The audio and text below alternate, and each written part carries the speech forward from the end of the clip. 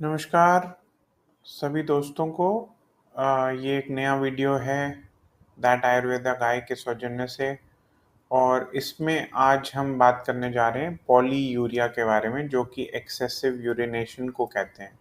Excessive urination बहुत कारणों से हो सकती है। अगर आपकी किडनी वीक है तब भी होती है, और अगर वात दोष का प्रकोप है, वो इम्बैलेंस में आ गया है, तब भी होता है। अगर आयरन डेफिशिएंसी, ये बहुत कम लोग जानते हैं कि अगर आप में प्रबलता नहीं है, बल नहीं है, आयरन डेफिशिएंसी है, लोहे की मात्रा कम है, तो उससे भी जो जो डेबिलिटी होती है, उस वजह से भी जो है एक्सेसिव यूरिनेशन या बहुत पेशाब का बार बार आना हो सकता है, जो आपकी नींद को भी असर करता है, क्योंकि रात को बार बार उठना पड़ता है। और पिछले वीडियो में मैंने बात की थी कि प्रोस्टेट एनलार्जमेंट से तो पेशाब बार बार आता है।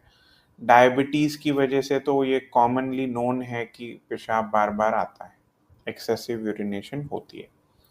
तो ये सब कारण हो सकते हैं।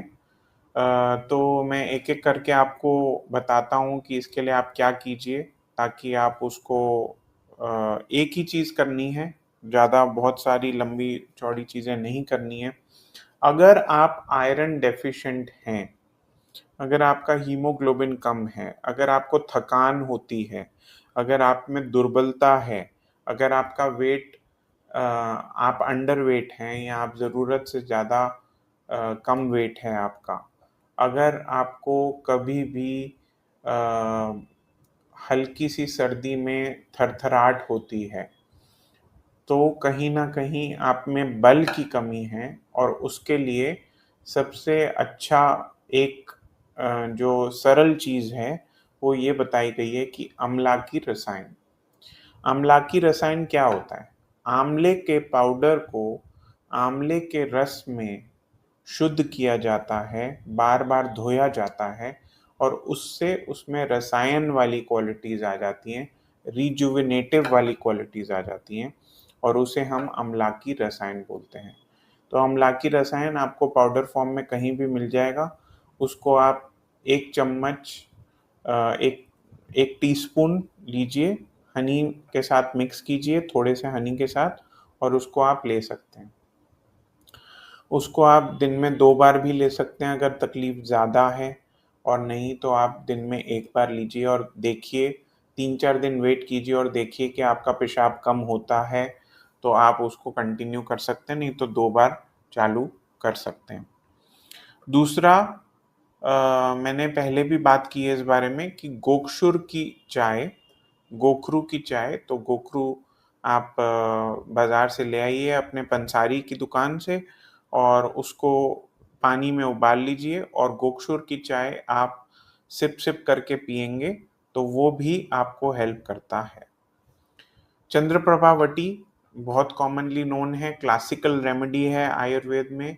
और चंद्रप्रभावटी अगर आप ले रहे हैं तो आपको अम्लाकी रसायन लेने की ज़रूरत नहीं है, क्योंकि चंद्रप्रभावटी में यूजुअली आंवला इंक्लूड किया जाता है, और अम, इससे आपको हेल्प मिलेगी। चंद्रप्रभावटी प्रोस्टेट एनलार्जमेंट के लिए भी अच्छी है, किडनी को साफ़ करने के लिए भी अच्छी है, वात को कम करने के लिए भी अच्छी है। और चंद्रप्रभावटी जो आप लेंगे, उस वटी को थोड़ा-सा दाँतों तले दबाइए, चबाइए, और उसको चबाकर गुनगुने दूध के साथ आधा कप दूध ले लीजिए और उसके साथ पी जाइए। तो ये तरीका है चंद्रप्रभावटी लेने का। और अगर आपको इन सब चीज़ों से दिक्कत है, जैसे डायबिटीज़ भी है, प्रोस्टेट एनलार्जमेंट भी हो रहा है, दुर्बलता भी है, किडनी का फंक्शन भी वीक है, पैरों में सूजन भी होती है, और शरीर में दर्द भी रहती है, वात की प्रॉब्लम भी रहती है, तो फिर आप हमारा जो एक अ, बना बनाया मल्टी हर्ब कंपाउंड सप्लीमेंट है, जिसे हम पुरुष रिंग से लॉन्च किया है हमने, वो भी आप ले सकते हैं।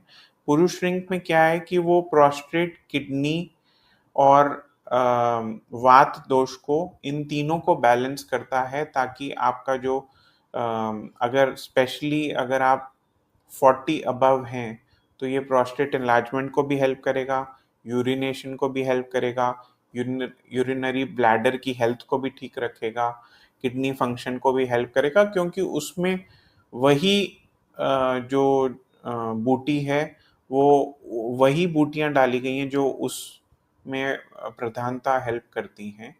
और इसमें गोक्षुर है, इसमें चंद्रप्रभावटी है, इसमें कंचनार है, इसमें आंवला है।